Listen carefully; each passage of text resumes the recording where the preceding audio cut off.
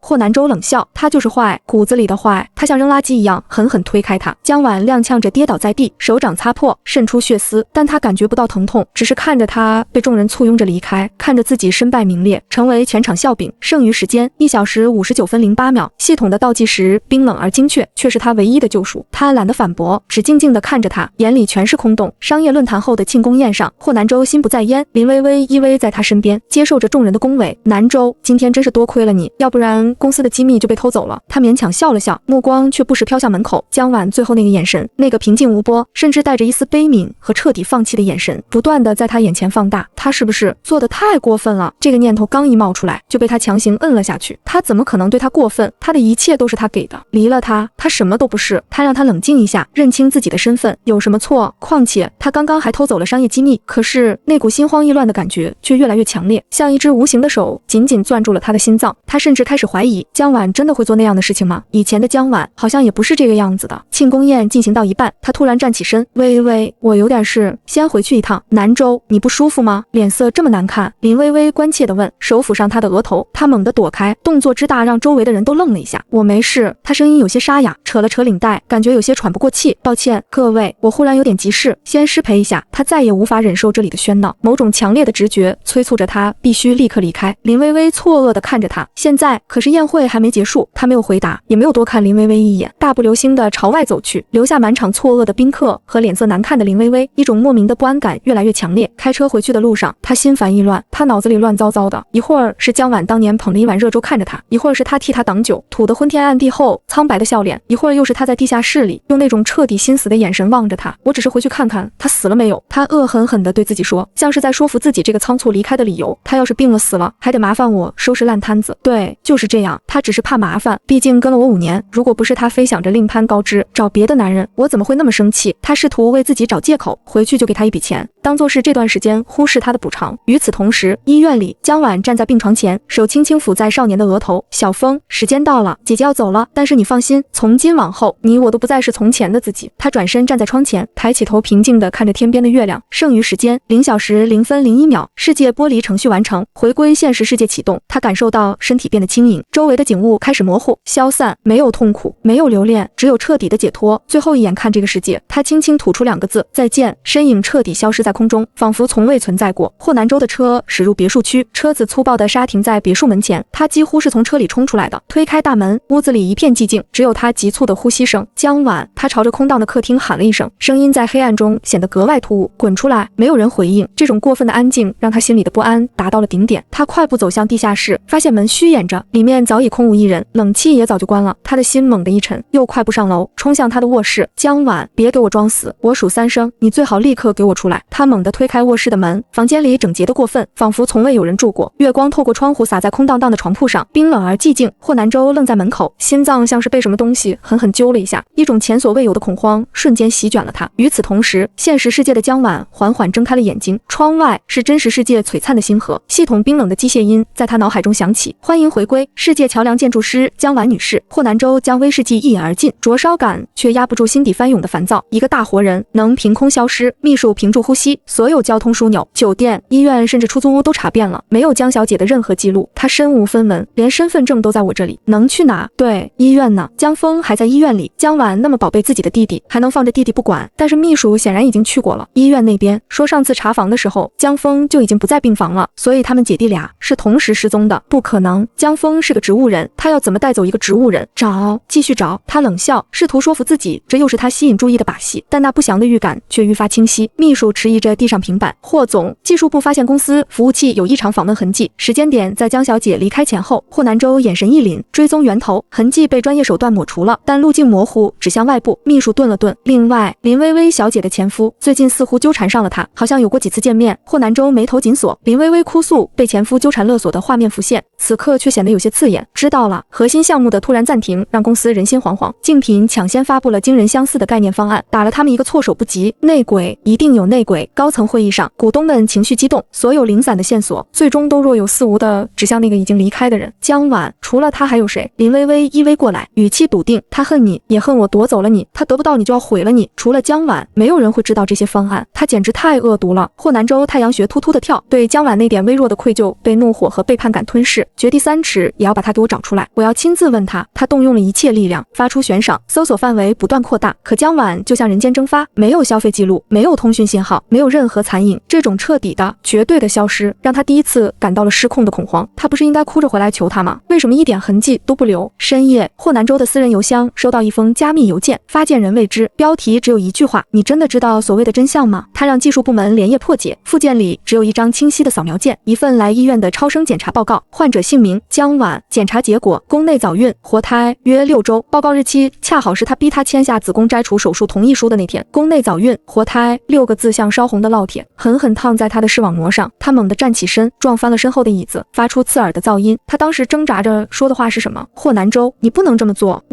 她已经怀孕了。他一直以为那是他为了逃避手术，为了继续缠着他而编造的谎言，所以他粗暴地打断了他，让护士实施了麻醉。所以他那位出世的孩子被他亲手送上了手术台，和他的母亲子宫一起被当作自愿捐献的垃圾处理掉了。冷汗瞬间浸透了他的后背，一种前所未有的冰冷恐惧攥紧了他的心脏。那个他认定工于心计、满口谎言的女人，说的才是唯一的真话，而他亲手杀死了自己的孩子。公司的危机持续发酵，资金链紧绷欲断。秘书敲门进来，面露焦急。霍总 ，F 国的安德森先生派了特别代表过来，询问之前江小姐促成的那投资项目为什么迟迟没有推进。霍南州怔住，脑中一片混乱。什么项目？就是之前江小姐磨了很久，几乎住在公司研究方案去联系的那家海外投资公司。当时您说这种小项目让他自己看着办，他心口一揪，他上一次居然不信他。会议室里，安德森的代表态度礼貌却带着审视。霍总，我们这前来主要是基于对江婉女士专业判断和诚信的极大认可，希望尽快完成最终签约，请问他能否参与商谈？霍南州喉结干涩地滚动了一下，他暂时无法联系上，这个项目现在由我直接负责。代表与同伴低语几句，脸色明显冷淡下来。很遗憾，霍总，我方与贵公司合作的基石是对江女士的信任，我们需要重新评估这次合作，或者说，如果不是江女士来负责，我们有可能会取消合作。代表起身告辞前，看似无意地提了一句，另外，江女士之前提供的一份关于市场风险的关键预测，与贵公司目前遭遇的困境高度吻合，这令人困惑，希望贵公司能优先处理内部问题。安德森代表的画像又一记重锤，砸在霍南州早已混乱不堪的神经上。那份风险预测，他根本毫无印象。事后，他冲进项目档案室，吼着让人调出所有江晚经手过的文件，所有的档案都被调了出来，里面是江晚留下的无数工作痕迹、清晰的市场分析、严谨的数据报告、极具前瞻性的风险预警，甚至包括对此次技术泄露可能性的评估报告，逻辑严密，一针见血。他以前从未仔细看过这些他称之为杂事的文件，原来他商业帝国的基石早已由他默默铺就，而他竟盲目的视而不见。他想起自己曾嘲讽他，没有我，你什么都不是，荒谬的可笑。他亲自致电安德森先生，试图做最后的努力。电话接通，对方语气冰冷，霍先生，我很失望。安德森先生，关于项目，并非项目本身。安德森打断他，我的代表回来后告知我，贵公司的林薇薇女士暗示江小姐的职业操守值得怀疑，并用一些暧昧不清的词汇形容她获取合作的方式。霍南州的血瞬间涌上头顶，几乎捏碎手机。他胡说八道，是吗？安德森冷笑，但这位林女士被视为您最亲密的伴侣，她的态度代表了贵公司的文化。我想我们的合作到此为止。电话被挂断的忙音像是丧钟，霍南州猛地将手机砸在地上，屏幕碎裂。林薇薇，他低吼着，像一头被彻底激怒的野兽。他冲回办公室，林薇薇正对着镜子欣赏新项链。你跟安德森的人说了什么？他一把抓住他的手腕，力道大的让他痛哭出声。我没说什么啊。林薇薇眼神闪烁，我就是好心提醒他们，江晚为了目的不择手段，让他们别被蒙蔽。啪，一记耳光狠狠扇在他脸上。林薇薇捂着脸，难以置信，你为了那个骗子打我，那份投资是他花了多少心血谈下来的，你一句话就毁了。霍南州眼中翻滚着暴怒与某种迟来的是新的悔恨。你知不知道那是什么？我不知道，我也不需要知道。林薇薇尖叫，你那么厉害，自己去谈啊，凭什么怪我？难道江晚那个贱人比我还重要？他的愚蠢和恶毒让霍南州感到窒息，他甚至不懂，他找上门来的时候，自己怎就鬼迷日眼地答应留他在自己的身边。秘书的电话打了进来，语气前所未有的凝重。霍总，关于林小姐，我们查到了一些关于她当年流产和离婚的情况。说，霍南州的声音沙哑，她当年的流产手术是本人签字的，档案齐全，所谓的前夫家暴，多次报警记录，但最终都因证据不足或双方调解而撤案，更像是情感纠纷。还有就是上次林小姐追究江小姐偷窃的珠宝，我们在一家拍卖行找到了，是林小姐自己送过去售卖的，所以她报假警。霍南州听着，脸上的肌肉微微抽搐，最后一丝血色也褪尽了。他缓缓转过头，看向眼前这个他深信不疑的女人，目光冰冷得像淬了毒的刀。林微微，他声音低哑的可怕，你告诉我，你跟你的前夫到底怎么回事？林微微看着他仿佛要杀人的眼睛，吓得魂飞魄散，脱口而出，是江晚，是他嫉妒我，一切都是他设计的，那些证据都是他设计的，他设计的。霍南州一步步逼近，强大的压迫感让林微微瘫软在地。他设计你自愿签流产同意书，他设计你报假警。林微微脸色惨白如纸，抖得说不出完整句子。不是的，南州，你听我解释，解释你怎么编造被虐待的谎言骗我，解释你怎么在我杀了自己孩子的时候，在一旁拍手叫好。他每一个字都像是从牙缝里挤出来，带着血腥味。林微微彻底崩溃，哭喊道：我错了，我只是怕你知道我跟我前夫的事情，以后不要我，我是爱你的。哎，霍南州俯视着他，眼神里是突然由心生出的厌恶和讥讽。是爱我的钱吧，爱我能给你提供的虚荣吧。当初我入赘你们家的时候，你有多瞧不起我，你跟那个男人走的时候不也说了吗？他比我有钱，现在他不行了，你又回头找我了，不是吗？他按下内部电话，声音冷得结冰，叫人过来，把林微微扔出去，把他碰过的所有东西都给我烧了。保镖迅速进来，毫不留情地将哭喊挣扎的林微微拖走。世界终于死寂，他回到别墅，每一个角落都有江晚对他的爱和付出，可忽然脑子里又都是江晚绝望的眼神，江晚被他亲手毁掉的未来和他们未出世的孩子，和他那些基于谎言的无情伤害，那些画面交织成一张巨大的网，将他拖入无尽的深渊。他想起他最后一次看他那平静无波的眼神，那不是妥协，是彻底的死心和告别。那个他视若草芥的女人，才是他世界里唯一真实的光。而现在，光熄灭了，只剩下无边黑暗和令人窒息的悔恨。他必须找到他，无论付出什么代价。他像疯了一样冲出去，发动车子，却茫然地停在路中央，不知该去向何方。突然，秘书的电话打了进来：霍总，我们好像找到有关江小姐的消息了。秘书的声音透过电话传来：霍总，我们查到一个慈善基金会，长期匿名向星星孤儿院捐款，数额巨大，署名是南州。霍南州猛地踩下刹车：哪个基金会？就是您创业初期以公司名义设立的那个，后来您说没必要，打算关停。是江小姐一直在私下运营，她用您的名字捐款，却从没动用过公司账户一分钱，用的是她自己的薪酬和奖金。电话那头还在继续汇报，孤儿院院长说，江小姐每周都会抽时间去做义工，孩子们都很喜欢她。原来我们公司这么多年以来的温暖形象，也都亏了江小姐默默付出。霍南州眼前发黑，几乎握不住方向盘。他想起自己曾嘲讽他，做这些伪善的事情有什么用？不如想想怎么多拉点投资。他当时只是沉默地看着他，眼神里有一种他读不懂的悲伤。原来他是在用这种方式，小心翼翼地修补他的声誉，为他和他冷冰冰的商业帝国积攒一点点微不足道的温度，而他却亲手将这份温暖彻底碾碎。他发疯一样驱车赶到那家孤儿院，孩子们正在院子里玩耍，院长是一位慈祥的老妇人。看到他，院长愣了一下，随即认出了他：您是霍先生，江小姐常常提起您。他引他去看一面贴满照片的墙，照片上江晚穿着简单的白 T 恤，笑容温暖地抱着孩子，教他们画画，陪他们游戏，每一张照片的角落都标注着日期，这些时间贯穿了他创业最艰难到如今飞黄腾达的整整5年。江小姐说，您工作太忙，心里却一直记挂着这些孩子。院长叹息道，他真是个好人，可惜好久没来了。霍南州的手指颤抖地抚过照片上江晚的笑脸，心脏像是被凌迟。他所以为的伪善，是他灰暗过往里唯一纯净的光，他却逼走了掌灯的人。他失魂落魄地回到空荡的别墅，那里再也没有一盏灯会为他亮起。他打开那个几乎被遗忘的慈善基金会后台，密密麻麻的捐款记录和项目报告刺痛了他的眼睛，每一笔支出都清晰可查，每一个孩子的情况他都了如指掌。他瘫坐在冰冷的地板上，酒精也无法麻痹那噬骨的悔恨和恐慌。夜空恢复死寂，但他的手机屏幕却自己亮了起来，一个从未见过的邮件图标突兀地出现在屏幕中央，发件人栏是空的，标题只有2个字：真相。霍南州猛地抬头，心脏狂跳。现实世界，时空管理局，江晚，编号3607，站在巨大的光流信息屏前，眼神平静无波，无数世界的影像和数据如同瀑布般在他眼前流淌。他的手指熟练地操作着界面，修复因能量不稳而轻微震荡的都市虐恋0174号世界通道，就是那个他耗费了5年青春，最终心灰意离的世界。波动源已锁定，位于核心人物霍南州周边，因强烈情绪能量引发时空涟漪。系统冰冷的提示音响起，一个红色的销毁选项框悬浮在那个世界的标识上方，只需轻轻一点，那个充满痛苦回忆的世界连同里面的人都将归于数据尘埃。他的指尖悬停在确认键上，久久未动，终究还是下不去手，还是心软了。一个温和的男声从身后传来，没有，只是我修改小峰的人生轨迹，他现在应该已经在那个世界出国留学，有大好前程。为了霍南州毁灭那个世界，他不是很配。江晚没有回头，也知道是谁，洛凡，时空管理局最年轻的首席技术官，也是很多年前就一直默默注视视着他的人。他走到他身边，递给他一杯氤氲着热气的咖啡，正是他喜欢的口味和温度。资料显示，该世界核心人物悔恨值正在急剧飙升，达到阈值临界点。洛凡看着屏幕上的数据，语气听不出情绪。江晚接过咖啡，指尖传来恰到好处的温暖，只是觉得彻底抹消有点浪费能量。洛凡轻笑，没有戳穿他拙劣的借口。那就好，我还以为我们冷静理智的3607会对那种渣男旧情难忘。旧情？江晚喝了一口咖啡，摇摇头，语气淡漠的像在讨论别人任务而已，只是没想到最后交的答卷这么难看。任务报告我看了。洛凡声音低沉下来，他配不上你，都过去了。江晚关闭了操作界面，那个世界的影像缓缓引入数据流深处。洛凡看着他平静的侧脸，忽然开口，我学会做松鼠桂鱼了，味道应该比你之前夸过的那家私房菜还好点，晚上要不要试试？江晚微微一怔，转头对上他专注而温柔的目光。回到现实世界以后，他才发现有个人比他自己都了解自己，小到一些细微的说话习惯，大到喜欢吃什么，不喜欢吃什么，忌讳什么。他沉默了几秒，指尖在微凉的杯壁上轻轻敲了敲，终于点了点头。好。洛凡的公寓整洁的刻板，唯独厨房充满了烟火气。餐桌上摆着色泽诱人的松鼠桂鱼、清炒时蔬，还有一盅冒着热气的养胃汤，都是他以前无意中提过喜欢的菜式。尝尝看，合不合口味？洛凡解下围裙，江晚夹了一筷子鱼肉，外酥里嫩，酸甜汁调的恰到好处。他有些惊讶的抬头，你什么时候学的？你进去做任务之后。洛凡给他盛汤，语气平常，想着你总有一天会回来，总得有点能拿得出手的东西欢迎你。万一我不回来呢？那就一直学下去。他看着他，眼神坦诚而专注，又在与他对视1秒以后闪烁。反正时间很多，总能等到你回来点评一句的那天。江晚握着筷子的手微微收紧，他想起在另一个世界，他为霍南州洗手做羹汤的5年，换来的只有嫌弃和理所当然。而这里有一个人，在他为别人拼命的时候，默默学着做他喜欢的菜，等着一个渺茫的可能。饭后，洛凡从书房拿出一个厚厚的文件夹，里面不是情书，而是密密麻麻的研究笔记和分析报告，维度桥梁稳定性加固的17种猜想，基于3607操作习惯的界面优化方案，高强度精神负荷后心理疏导方案汇总等等。他甚至精准预测了他回归后可能遇到的所有技术难点和心理瓶颈，并准备好了应对预案。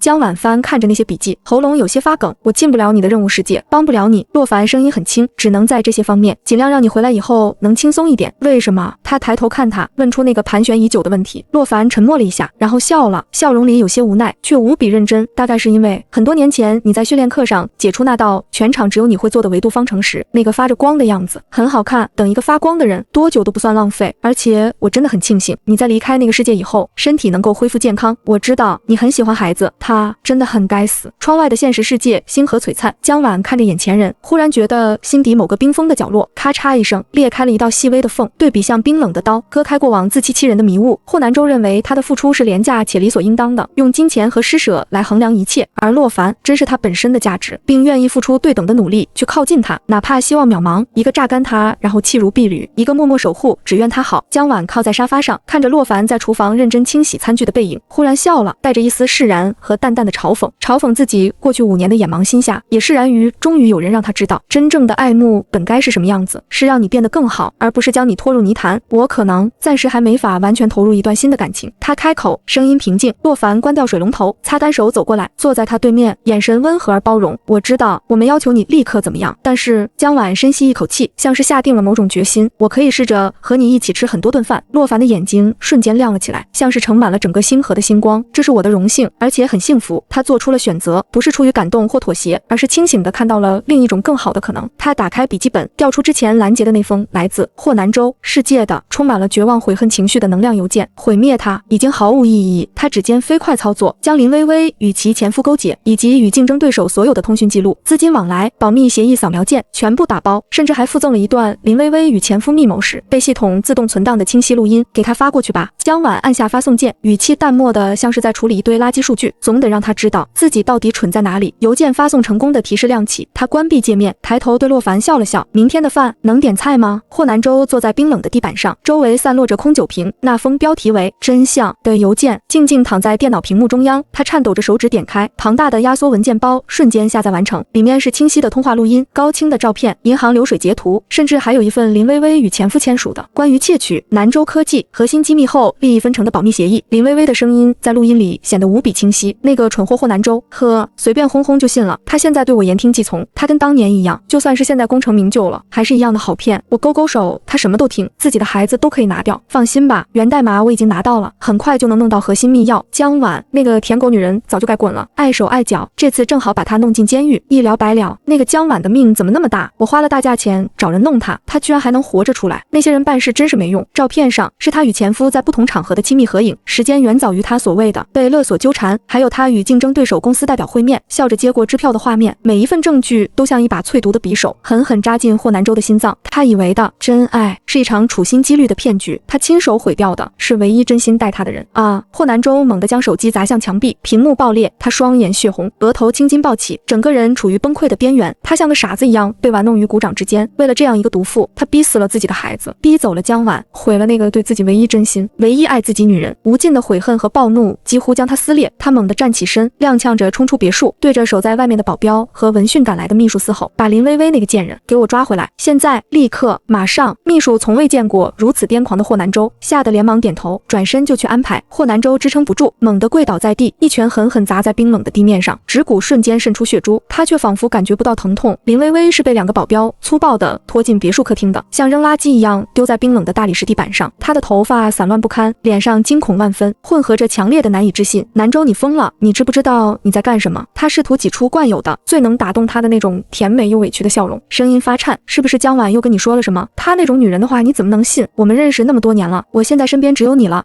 他的话戛然而止，因为霍南州转过身，那双眼睛里不再是平日或冷漠或烦躁的情绪，而是一片血红，死寂，充斥着疯狂毁灭欲的深渊。紧紧被这双眼睛看着，他就如同被剥光了，扔进冰窟。霍南州一步步走近，沉重的脚步声在空旷的客厅里回荡，如同敲响丧钟。霍南州猛地将手中那厚厚一叠打印出来的照片、银行流水、通讯记录狠狠摔在他脸上，纸张锋利的边缘瞬间在他娇嫩的脸颊和脖子上划出几道细小的血痕。你要解释一下吗？他从牙缝里挤出这2个字，声音沙哑。林薇薇低头，目光扫过那些他与前任的亲密合影，与竞争对手代表会面的高清抓拍，还有那份他签名的保密协议复印件。他的血液仿佛瞬间冻结，脸色惨白的没有一丝人色。这怎么可能？这些东西怎么可能出现在这里？他明明做得很隐蔽。